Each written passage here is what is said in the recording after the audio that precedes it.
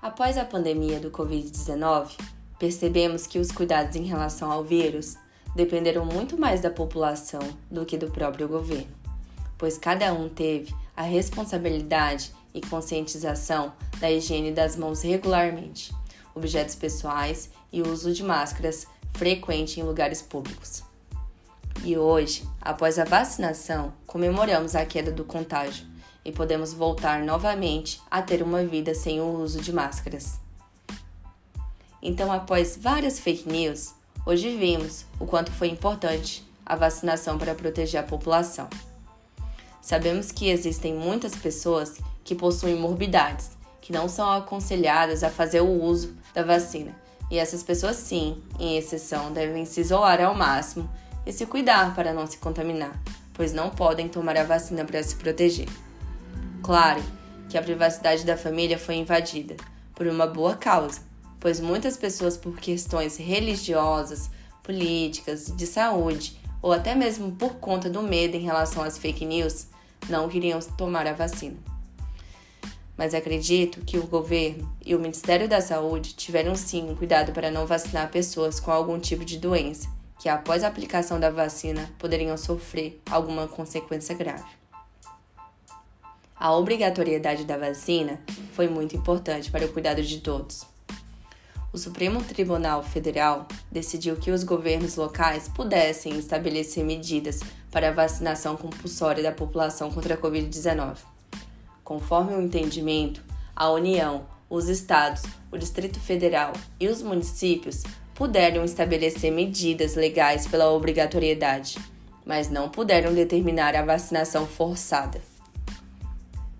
Com a decisão, nenhuma lei poderá prever que o cidadão fosse levado à força para tomar a vacina, mas a eventual norma pode prever a restrição de direitos pela falta de comprovação da vacinação, como deixar de receber um benefício, ser proibido de entrar em algum lugar ou ser impedido de realizar matrícula escolar na rede pública de ensino. No mesmo julgamento, a Corte decidiu que pais ou responsáveis de crianças e adolescentes também são obrigados a vacinarem seus filhos. Cada brasileiro terá a obrigação de se vacinar, o que não significa que poderá ser levado de forma forçada até a vacina. Obrigatoriedade não significa isso. A obrigatoriedade significa que eventual descumprimento levará a uma sanção.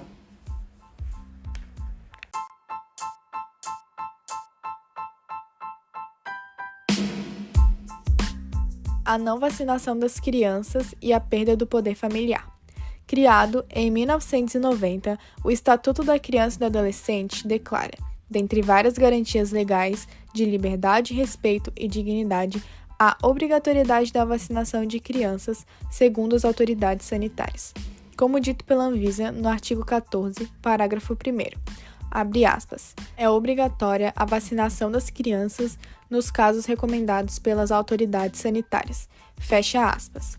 Sendo assim, em 17 de dezembro de 2020, os ministros do Supremo Tribunal Federal decidiram, por unanimidade, que os pais não podem deixar de vacinar seus filhos, deixando de lado questões religiosas, existenciais, filosóficas ou morais, colocando assim em risco a saúde dos filhos.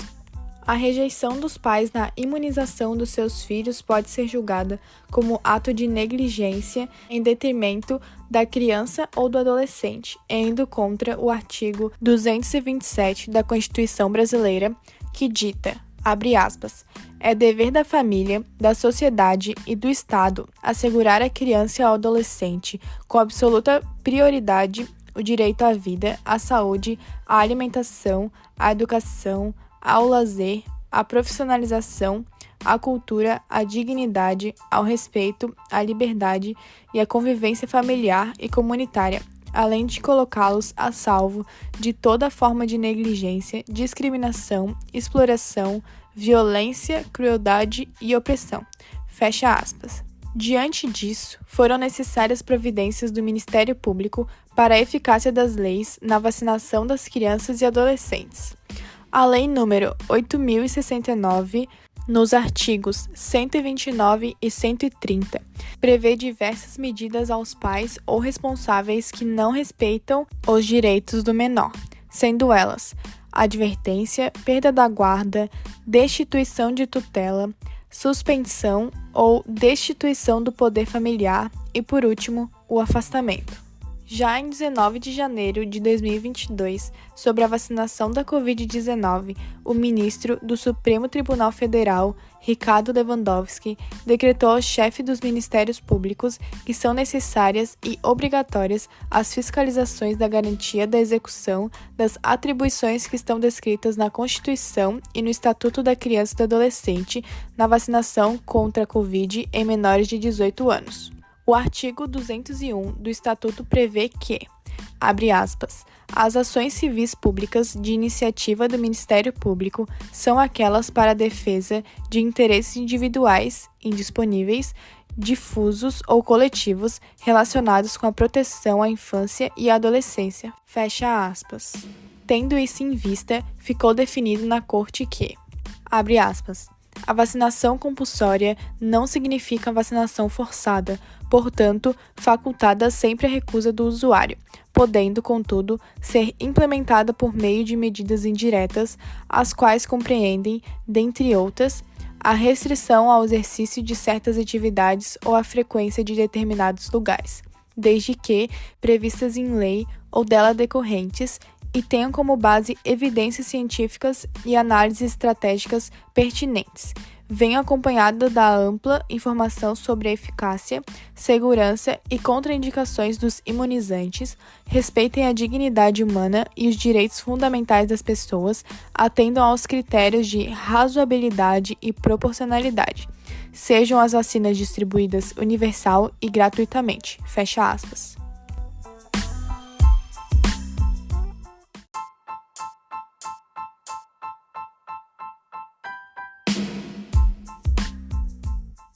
Por que pais que não vacinam seus filhos são um problema para toda a escola? Populares nos Estados Unidos e na Europa, os grupos anti-vacinas agora crescem no Brasil. A tríplice viral, vacina responsável por proteger contra cachumba, sarampo e rubéola, estaria relacionada ao surgimento de autismo em crianças.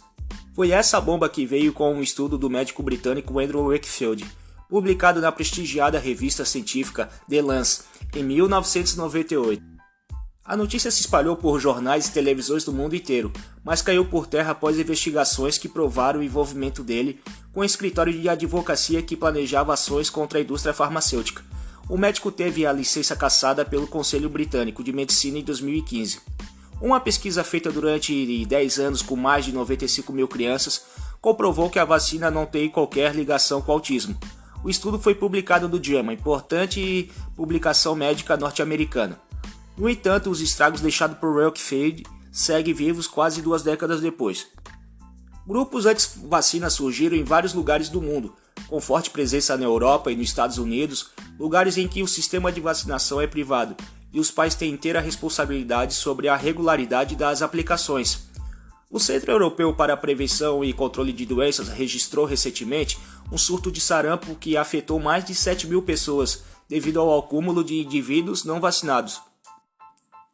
Aqui no Brasil, o aumento de adeptos é percebido por meio de grupos de Facebook, onde já se articulam mais de 13 mil participantes. Outra evidência veio dos dados do Ministério da Saúde, que registrou uma queda de 76,7% na cobertura da segunda dose da vacina de tríplice viral no país em 2016. Um dos argumentos das pessoas contra a vacina é a suposta baixa do sistema imunológico da criança, tese sem fundamento científico. Segundo a Organização Mundial de Saúde, OMS, de 2 a 3 milhões de vidas são salvas no mundo anualmente graças à imunização. A decisão de não vacinar apresenta riscos para todo o grupo de convívio e aumenta as chances de surtos de doença. A criança entra na creche e o corpo dela tem contato com um ambiente hostil. A vacina é o que nos salva, explica Damares Gomes Maranhão, consultora em saúde e bem-estar, em creches e pré-escolas e professora de gestão e formação em Educação Infantil, do Instituto Superior de Educação Veracruz. O risco não é só para os filhos cujos pais se negam a vacinar, mas também para a criança que não é vacinada, porque tem uma enfermidade que impede o uso de determinadas substâncias medicamentosas. ela precisa ficar protegida pelo que chamamos de imunidade de rebanho. Apesar do artigo 14 do Instituto da Criança e do Adolescente, o ECA, estabelecer a obrigatoriedade da vacinação como parte de bons tratos para com a criança, não há punição prevista para pais que não vacinem os seus filhos, mas existe mecanismo que forçam a prática, como vincular o recebimento de benefícios, como Bolsa Família, a regularidade da carteira de vacinação. No limite, os médicos e a escola também podem acionar o Conselho Tutelar em casos que a criança não é imunizada. Em relação especificamente ao recebimento da vacina, o Estatuto da Criança e do Adolescente ECA prevê, artigo 14, o Sistema Único de Saúde promoverá programas de assistência médica e odontológica para a prevenção das enfermidades que ordinariamente afetam a população infantil, em campanhas de educação sanitária para pais, educadores e alunos. Parágrafo 1º. É obrigatória a vacinação das crianças nos casos recomendados pelas autoridades sanitárias. Desse modo, a mãe e o pai que não vacinarem seus filhos estão sujeitos às penalidades legais, que pode ser desde a perda do poder de família até a aplicação do artigo 249 do ECA, que prevê descumprir dolosa ou culposamente os deveres inerentes ao poder familiar ou decorrente de tutela ou guarda, bem assim determinação da autoridade judiciária ao Conselho Tutelar, pena, multa de 3 a 20 salários de referência, aplicando-se o dobro em caso de reincidência. Para entender as questões que envolvem a decisão de não vacinar, a Nova Escola conversou com a doutora Rosana Hickman, médica infectologista do Hospital Emílio Ribas, em São Paulo, para esclarecer os principais questionamentos. Qual a motivação dos grupos que escolhem não vacinar os seus filhos? Em geral, as motivações envolvem medo, religião, desconhecimento. Atualmente, os mais comuns é vermos famílias que têm medo da imunização por acreditarem a ela sinais de baixa da imunidade e efeitos colaterais, além do aparecimento de novas doenças. Há também pais que não sabem que existe vacina para determinada doença, então não levam o filho para tomar a medicação. E menos comum hoje em dia, mas ainda existente, é a motivação religiosa, daqueles que acreditam que se Deus mandou uma doença é porque ela tem razão de ser e não deve ser combatida. Aspectos socioculturais influenciam na decisão de famílias que fazem essa escolha? Sim, dificilmente famílias de classes mais baixas se negam a vacinar as crianças. O que pode acontecer é o caso do desconhecimento dessas famílias quanto à existência das vacinas. A decisão por medo de efeitos adversos é comum entre as classes médias, que também costuma argumentar nunca ter visto alguém com determinada doença e que ela não existe, e por isso seria necessário prevenir. Mas esses indivíduos esquecem que se uma doença não existe mais, é porque ela foi combatida pela vacina. É o caso da paralisia infantil, que foi erradicada das Américas. Dá para dizer que não vacinar é uma escolha egoísta? A imunização é uma questão de responsabilidade social. Eu protejo meu filho e o colega de classe dele, porque além de não adoecer, ele não transmite. E quando a gente fala sobre imunizar, não estamos falando apenas sobre vacinar um, mas sobre vacinar uma comunidade. Mais de 90% das pessoas do meio precisam ser vacinadas para que a gente possa ter, de fato, a eliminação de uma doença. Os efeitos colaterais devem representar algum grau de preocupação para a sociedade geral? De jeito nenhum. O que nós temos são contradições amplamente divulgadas, apenas para determinados grupos vulneráveis. Há uma preocupação muito grande dos órgãos de saúde com a segurança de uma vacina. Antes de qualquer uma chegar ao mercado, ela passa por 3 fases de estudos que duram em média de 5 anos. A vacina da dengue, por exemplo, levou 2 décadas para ser estudada e aprovada. Quais os riscos da decisão de não vacinar as crianças? O primeiro risco é individual. Ele pode acarretar na necessidade de remédios fortes ou internação, na presença de sequelas severas ou até levar à morte.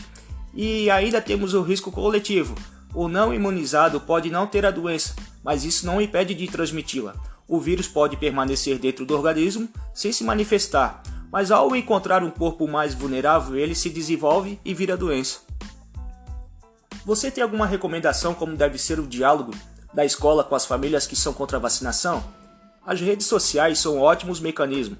Por lá a informação se dissemina rapidamente, mas também é preciso chamar as pessoas para perto, com paciência e disposição, perguntar quais são as dúvidas que essas famílias têm, quais as angústias.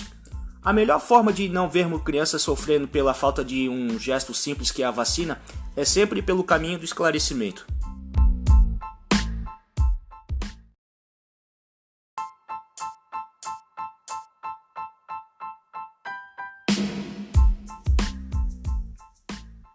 pandemia não terminou, mas a vacinação de todas e de todos está muito perto de acontecer. E isso depende, no momento, muito mais da população do que do poder público. No Brasil, toda pessoa com mais de 5 anos pode se vacinar. Mais do que isso, toda pessoa de 5 ou mais de 5 anos deve se vacinar, salvo se existir prescrição médica em sentido contrário. Entretanto, milhares de pessoas ainda não se vacinaram, e a porcentagem de não vacinados é ainda maior na faixa etária entre 5 e 11 anos. Desse modo, claro que muitas pessoas ainda possuem receio de vacinar suas filhas e seus filhos contra o Covid-19, em virtude de muitas informações falsas que foram disseminadas. Entretanto, ao optarem pela não vacinação de suas crianças, as mães e os pais cumprem uma obrigação prevista no Estatuto da Criança e do Adolescente e podem vir a sofrer sanções administrativas, como multa e até mesmo perder a guarda da criança. Além disso, ainda que não exista jurisprudência consolidada sobre o tema, levar uma criança não vacinada contra o Covid-19 para a escola é uma medida passível de gerar litígios entre as escolas e os familiares, entre os familiares dos vacinados e os familiares dos não vacinados, e até mesmo entre as próprias crianças, uma vez que as vacinadas podem não aceitar pacificamente o convívio com quem não se vacinou. De qualquer forma, espera-se que a referida situação não seja resolvida por meio de aplicação de sanções ou de decisões jurídicas, e sim a partir da consciência de todos e de todas acerca da importância da vacinação, como principal medida para salvar vidas e acabar com a pandemia. É dever de todos os pais submeter filhos menores ao calendário de imunização, visando prever sua integridade física. A qualquer é indisponível, ou seja, não se trata de uma faculdade, mas sim de uma obrigação legal. A Constituição Federal de 1988, em seu artigo 227, asserva de forma clara a fundamental importância de papel da família juntamente com a sociedade e o Estado na preservação dos direitos infantis. Sendo que em 1989, com a promulgação da Lei nº 8.069 do ECA, foi o legislador categórico ao acrescentar, dentre os deveres inerentes ao poder familiar, a obrigatoriedade da vacinação de crianças no casos determinados pelas autoridades sanitárias, conforme o calendário de vacinação definido pelo Ministério da Saúde. A institucionalização de políticas públicas voltadas à imunização contra enfermidades ocorreu com o advento da Lei nº 6.259 e tem por escopo, dentre outras nuances, disponibilizar gratuitamente à população brasileira acesso à vacinação preventiva de enfermidades, em sua grande maioria recomendadas pela Organização Mundial da Saúde. A não submissão à determinação legal, além de deixar a criança vulnerável à enfermidade, torna o vetor de risco para a proliferação de moléstias junto à sociedade. O poder público tem o dever de manter campanhas de vacinação e manter todas as vacinas obrigatórias em postos de saúde, na falta de atendimento na sua cidade. Avise imediatamente o Conselho Tutelar, ao Ministério Público ou à subseção mais próxima de ordens dos advogados do Brasil. É dever de todos informar as autoridades públicas sobre a ocorrência de tais casos, em especial o Conselho Tutelar de sua localidade para a adoção das medidas cabíveis. E caso os pais desejem submeter os seus filhos a um processo de imunização destinado da forma tradicional, tal pedido deverá ser submetido ao Poder Judiciário. E, somente após a obtenção de uma manifestação favorável do juízo competente, devidamente embasada em perícia e argumentos científicos, podemos ter uma exceção à regra que assegure a manutenção de uma vida saudável ao infante.